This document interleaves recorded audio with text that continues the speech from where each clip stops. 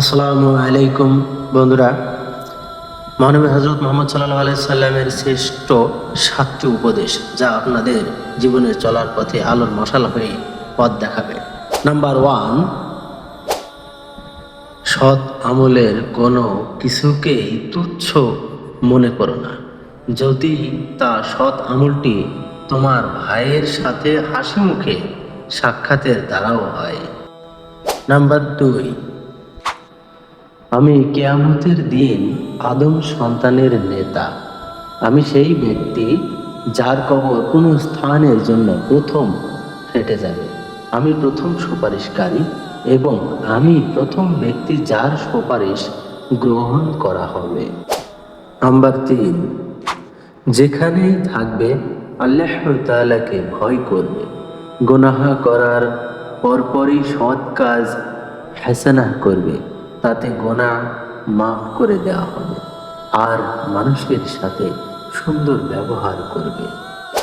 Number 4, মোমেনের অবস্থা ভারী অদ্ভুত।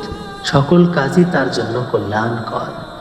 মোমেন ছাড়া অন্য কেউ এই কল্যাণ লাভ করতে পারে না।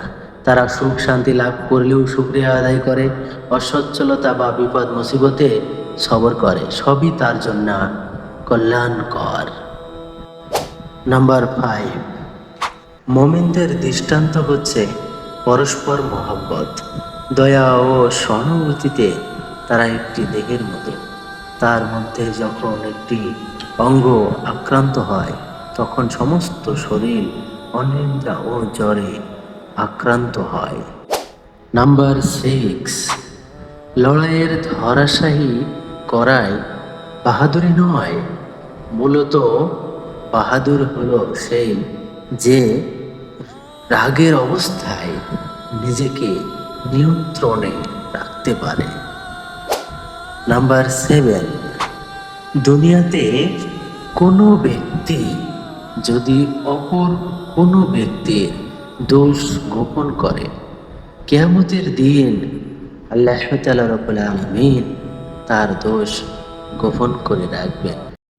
ভিডিওটি কেমন হলো কমেন্টে জানাবেন। চ্যানেলটি সাবস্ক্রাইব করে আমাদের সাথে